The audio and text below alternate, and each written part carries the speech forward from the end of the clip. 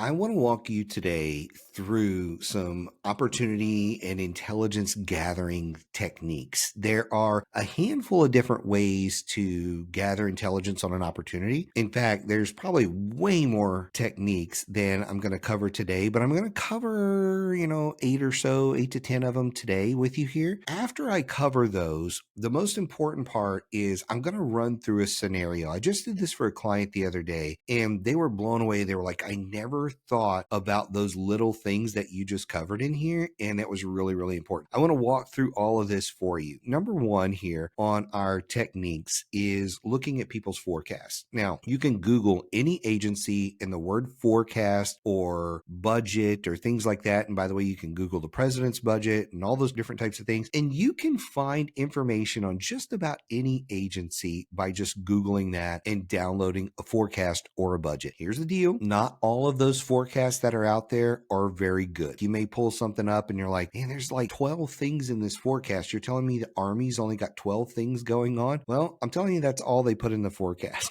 right now that they're sharing publicly, right? Or they're sharing at a really, really high level with not a lot of information. I think the Air Force does a great job of doing a pretty good in-depth forecast. Other agencies will build those things on their websites. Sometimes you've got to contact a contracting officer or the small business office or someone to find it, because you may be looking all over in the internet, Googling it, and be like, man, I just can't find it. Well, that's where you reach out to that small business office and ask them for help with that. Hopefully they can provide that for you. But those forecasts have information on opportunity. That's the first one here to look at. The next one is sources sought in RFIs. Because guess what? If they're putting out a sources sought in an RFI, they're interested in acquiring that product or service.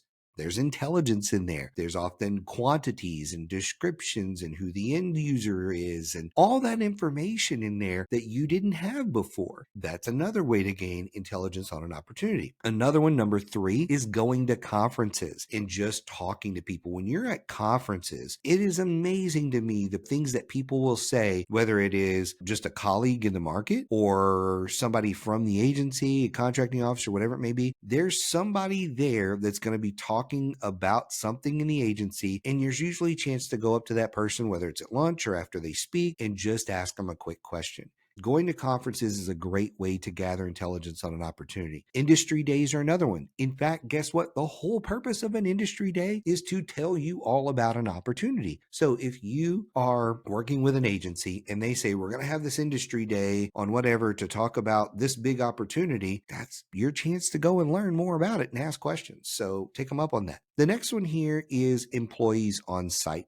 I can't tell you how often I talk to clients and I say, are you getting information from your employees on a regular basis? And when I say regular basis, I mean daily, weekly, monthly reports from them. They don't all have to write daily reports, but if something goes down in the office today and it's a big deal, I want a phone call or an email. Don't wait till the end of the week, end of the month to shoot me a note and say, hey, 30 days ago, the president happened to show up in the office and complain about this or that and say, you know what, we're going to fix this for you guys and get you some money and blah, whatever, right? If something major happens in that office, you want to know about it that particular day. But the bigger picture here is a lot of times we're not training employees to gather intelligence while they're on site, to notice the other contractors that are working there. Who's there? Who does the government like? Who do they not like? What are they whispering about problems that they have? That, man, gosh, this is the 50th time we've had to reinstall this product or whatever, or man, this product doesn't work like it should. I can't believe we pay all this money for it.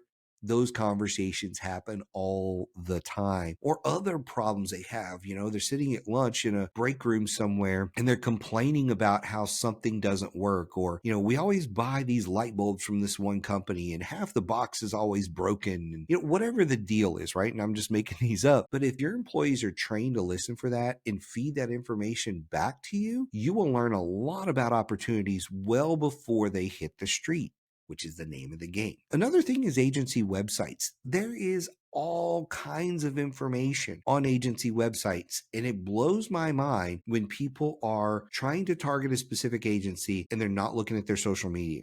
They're not looking at their website. They're not actually going in depth on the resource guides, because a lot of them, such as, again, the Army. I'll go particular at Fort Hood. There's guides on how to do business with the Army at Fort Hood. It's on their website. It's literally a roadmap to how to do business with them, and people don't go and look at that. Did you know we have our own government contracting community? It's called Federal Access. And inside Federal Access, you have all the tools, tips, strategies, documents, templates, everything you're ever going to need to be a government contractor. But you also get brought into our ecosystem. You get into our private LinkedIn group, and you get into our live events and all that kind of thing when you become a member of Federal Access. To learn more, go to federal-access.com/game changers. Now let's get back into this episode. The next one is specifically social media. Not only looking at what the agency is posting, but what are their employees posting about and interacting with them on social media, asking them questions. Hey, they just posted something, and instead of me sending an email or something along those lines, just reply to their post. It creates engagement. It helps them get more visibility to the post. Share their posts and then go and ask them questions, whether it's publicly or through a private message. Using social media to actually ask questions and gain intelligence. I think that's a big one. Using SAM.gov, USA Spending, FPDS, any of those sources to look at past contracts. Again, this stuff is at your fingertips. It's free. We're not even talking the bid matching stuff, which that's a whole other level of research you can do. But all of these free tools are right there for you to be able to do some research on an agency, what they've bought in the past, who at the agency has bought it, so that you can gain that intelligence to prepare to know who to reach out to, who to ask questions of. If they've bought this in the last 5 years, they're probably going to need to replace it in the next couple of years or whenever it is. Hey, they did this contract 3 years ago. It was a 5-year contract. We got 2 years left. I need to start prepping. Those are all things that you can do just by looking online. The next one here is capability briefs. Look, a capability brief is not just your opportunity to come in and tell the government what you sell and how they should buy from you. It's your opportunity to ask questions. Hey, I've gone through my presentation here. This is what we do. I've noticed in your forecast and on your website, you talk about some of these opportunities. Are there some things that's not on the website, not in the forecast? You can drill in, or maybe there's an opportunity that you specifically want to ask them questions about. It was something you saw in the forecast. It was a sources saw it you saw 6 months ago, but you haven't seen the RFP come out. That capability brief is your opportunity to ask them a lot of questions. Another one is just simple email.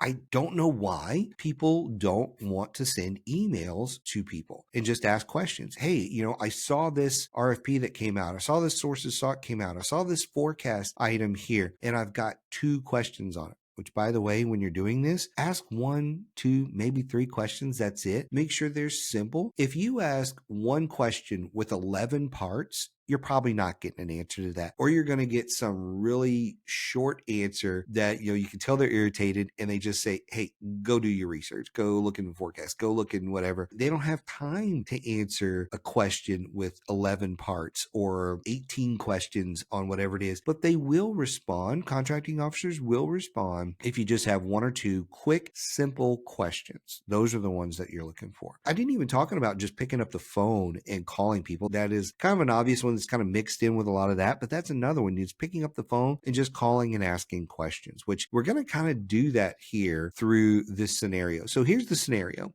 That we are going to run through here. Let's imagine that you pick up the phone and you call a contracting officer at Fort Hood. You call them and say, hey, I saw something in your forecast. It looks like it was slotted for the fall. Is that still the case? Maybe they say yes, maybe they say no. Do you think it will go out, to a set aside category? Is it going to be full and open? They say yes or no. They tell you the answer. Would you consider a specific contract vehicle like GSA, NASA SUB, STARS, whatever it may be? Do you have any similar projects that aren't in your forecast? Now look, those are just a couple of questions that I asked there. And whatever their answers are, you can now use that intelligence to call teaming partners, to strategize with your folks. So here's how I would use the intelligence that I just gathered from them. After the phone call to the Fort Hood person, I would use this intel to call a specific teaming partner and say something along the lines of this. Hey, I've been speaking with Jack Smith over at Fort Hood. That lets them know I'm talking to a contracting officer. They're already working with Fort Hood. They likely know who Jack is. So I'm kind of name dropping. Hey, I've been talking to Jack Smith over at Fort Hood. Are you tracking ABC opportunity that's coming out this fall? And if they know Jack, and if they're in the same NAICS codes as you, they're focusing on the same things, they're likely tracking. Yeah, we're tracking that. Maybe they're not. Hey, it sounds like it's going to come out as an 8A opportunity on Stars or whatever, right? I'm just making this up. It sounds like it's going to come out as a set aside. And I think we'd be extremely competitive if we teamed up on this. We have to be the prime since we're an 8A and you're not, but we love the fact that your team is local to Fort Hood when you have some past performance. But I think we'd be really competitive if we teamed up on this thing. What do you think? And then maybe you throw this in at the end. You say, hey, Jack says there's a couple of similar projects that are coming out between now and then, but they're smaller. And if we team up on those and win even one of them, we'll be in a great position in the fall when this comes out. What are your thoughts? That scenario is the scenario you should be having, or the conversation you should be having with teaming partners versus calling up randomly and saying, hey, we noticed that you sell lighting and we'd sure like to team up with you so that we could sell some of that too. What do you say? Because that's the conversation most people have. So it's calling, gathering a little bit of intelligence. When I call the Fort Hood CO in that particular scenario, I asked 4 questions. I saw something in your forecast. Is it still slotted? Is it going to come out as a set aside or full and open? Is there a specific contract vehicle? Are there similar projects? That's all I asked that person. And then you saw how I used the intelligence to frame it for the teaming partner that I've got a relationship with them. Because you do. You've talked to that person. You've built a little bit of a relationship. You have some intel about specific opportunities, not just one, but multiple opportunities coming out. And you've framed it on how you can work together. That is how you gather intelligence and actually use it to get teaming partners and position yourself and your team for success in this business. That's just one example, but it's kind of a comprehensive example so you get the feel of how easy this can be. If you have questions about this, as always, I'd love to hear them. Reach out to me anytime. We'll see you next time. I really hope you enjoyed the podcast today. If you did, I would really appreciate it if you would like and subscribe to the podcast and screenshot it and tag me on LinkedIn or whatever social media you use. So thank you again for joining us today, and we'll see you next time.